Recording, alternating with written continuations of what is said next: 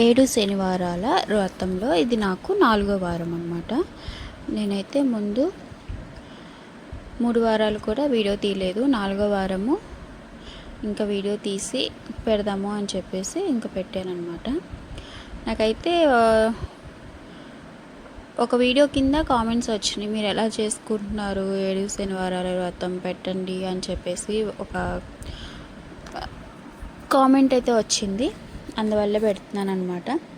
చాలామంది భయపడుతున్నారు 7 శనివారాలు చేసుకోవటానికి ఎన్ని నియమాలు ఉంటాయో ఏమో, ఈ పూజా విధానం ఎలాగో ఏంటని చెప్పేసి. అందువల్ల నేను ఈ వీడియో తీస్తున్నాను. ఇది 4వ వారం. నాకు ముందైతే లేచి అన్నీ ముందు రోజు నైటే మనం అన్నీ అయితే చేసేసుకుంటే మనకు మార్నింగ్ లేచి పూజ అనేది చాలా ఈజీగా అయిపోతుంది. ముందు రోజు ఏంటంటే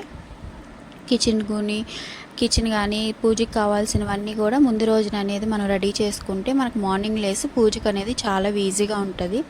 నాకైతే ఇంకా బుధవారం నుంచే ఇంకా శనివారం వస్తుంది, ఇంకా పూజకి అన్నీ రెడీ చేసుకోవాలి పూజకి అని చెప్పేసి చాలా ఇంకా ఆలోచిస్తూనే ఉంటాను.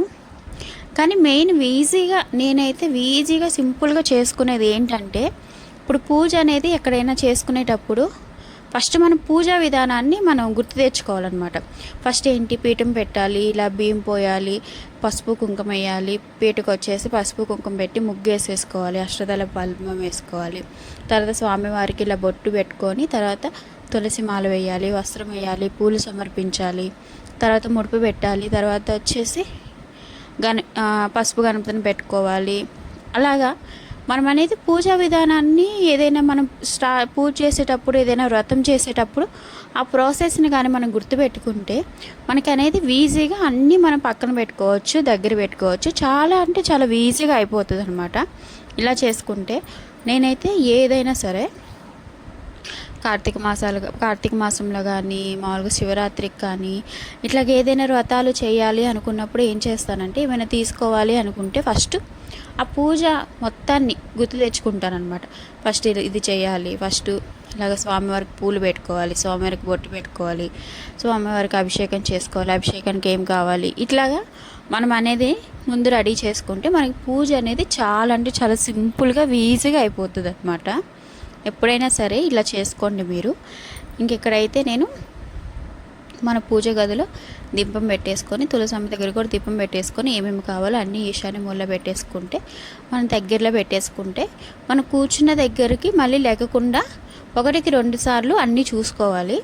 చూసుకున్నప్పుడు మనకు ఈజీగా ఉంటుంది, అడవిడి లేకుండా టెన్షన్లు పడకుండా ఉంటుంది అన్నమాట. తర్వాత ఇక్కడ కలశం పెట్టుకున్నాను. కలశంలో ఏంటంటే మనము కలశం పెట్టుకునే దగ్గర ప్లేస్లో కూడా మనం 3 గుప్పులు బియ్యం వేసుకొని పసుపు కుంకుమ వేసుకోవాలి. ఇంకా కలశ చెంబులో కలశధారణ చేయాలన్నమాట. ఏంటి, అక్షంతలు, పసుపు, కుంకుమ, గంధము, 3 లవంగాలు, 3 యాలకులు, పచ్చకర్పూరం, జవ్వాదు వేసుకొని స్వామివారిని, అమ్మవారిని, గణపతిని తలుచుకుంటూ ఆహ్వానం చేసేసి కలశం పెట్టుకోవాలన్నమాట. అయితే తమలపాకులు కానీ లేదా మామిడాకులు కూడా పెట్టుకోవచ్చు. నా దగ్గర తమలపాకులు ఉన్నాయి కాబట్టి నేను తమలపాకులు పెట్టుకున్నాను. కొబ్బరికాయకి కూడా గోవిందనామం పెట్టుకొని, బ్లౌజ్ పీస్కి కూడా గోవిందనామం పెట్టుకొని, వస్త్రం సమర్పించేస్తే, పూలు సమర్పించేస్తే కలశధారణ అయిపోతుంది. కలశం పెద్ద ప్రాసెస్ అనుకుంటారు, కానీ కాదు. కలశం కూడా చాలా సింపుల్గా పెట్టేసుకోవచ్చు. తర్వాత పిండి దీపాలు అందరికీ వచ్చి చేయటము. 7 పిండి దీపాలు ఖచ్చితంగా పెట్టుకోవాలి.